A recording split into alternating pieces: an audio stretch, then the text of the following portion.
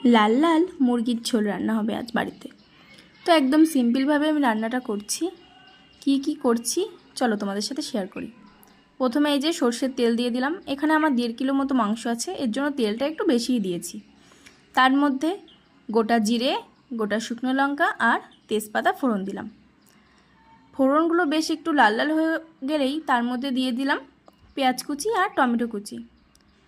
আমি এটা ততক্ষণ অবধিই ভাজবো যতক্ষণ না টমেটোটা একটু গলে যায়। আর এর মধ্যে কিন্তু আমি একটা গোটা রসুনও দিয়েছি, যেটা দেখাতেই ভুলে গিয়েছি। আর এই যে দেখো, একটা পেস্ট করে রেখেছিলাম, এর মধ্যে আছে আদা, জিরে আর রসুন। এটা ভালো করে ভেজে নিলাম। এবার মশলাটা খুব সুন্দর করে কষিয়ে নেব যতক্ষণ না মশলার থেকে তেলটা সুন্দরভাবে ছেড়ে যাচ্ছে। দেখো কি সুন্দর মশলাটা, আরে বাবা এক্ষুনি পড়ে যাচ্ছিল। এরকম টুকটাকে ভুল টুল হয় রান্না করতে গিয়ে, যা যা রান্না করে তারা খুব ভালো করেই জানে। তো এই যে মাংসটা এবার দিয়ে দিলাম। এবার এটা সুন্দর মতো আমি কষিয়ে নেব। মাংসর কষানোর কাছেই কিন্তু মাংস রান্নার টেস্ট। এর মধ্যে আমি একটু লবণ হলুদও দিয়ে দিয়েছি, সেটাও আমি ক্যামেরাতে ধরতে ভুলে গিয়েছি। তো যাই হোক, ভালোভাবে কষিয়ে নেব। তোমাদের কি কি ভালো লাগে বলো কিন্তু আমাকে। আচ্ছা, তোমাদের যদি অপশান দেওয়া হয় চিকেন অথবা মাটন, কোনটা চুজ করবে? আমি চিকেন ভালোবাসলেও মাটনটাই চুজ করব, কারণ মাটনের ওপরে কোনো মাংসই হয় না আমার কাছে। তো এই যে ভালো করে কষানো হয়ে গেছে। এবার এর মধ্যে দিয়ে দিলাম শুকনো লঙ্কা গুঁড়ো।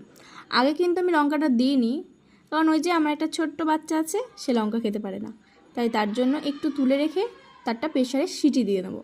আর তারপরে এই যে আমাদের মাংসর মধ্যে লঙ্কা গুঁড়োটা দিয়ে দিলাম। এবার ওই যে ধৈর্য ধরে অনেকক্ষণ ধরে কষাতে হবে। আর হ্যাঁ, আজকের মাংসের আলু কিন্তু আমি ভাজিনি, একেবারে কষানোতেই দিয়ে দিয়েছি। তোমরা ওইভাবে একদিন রান্না করে দেখো, খুব ভালো হয় খেতে। ভেজে দিলে তো খুব ভালো হয়ই, কিন্তু কোনো দিন হয়তো হাতে সময় না থাকলে তাড়াহুড়োর মধ্যে এইভাবে কাঁচা আলুও কষানোর মধ্যে দিয়ে দিলে কিন্তু বেশ ভালো লাগে। এটা আমি শিখেছি আমার বাবার কাছ থেকে। আমার বাবা মাংস খুব ভালো করে রান্না করে।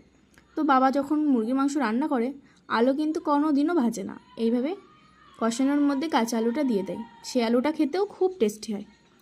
তো দেখো, অনেকক্ষণ ধরে ধৈর্য সহকারে আমি মশলাটা দিয়ে মাংসটাকে খুব সুন্দরভাবে কষিয়ে নিলাম। এরপরে এই যে কষানো হয়ে গেছে, এবার আমি জল দিয়ে দিলাম। এখানে কিন্তু অবশ্যই গরম জল দেবে। আমি উষ্ণ গরম জল দিয়েছি, আসলে জলটা অনেকক্ষণ গরম করে রেখেছিলাম তো একটু ঠান্ডা হয়ে গেছে। নাহলে একদম ফুটন্ত গরম জল দিলে বেশ ভালো হয় কালারটা।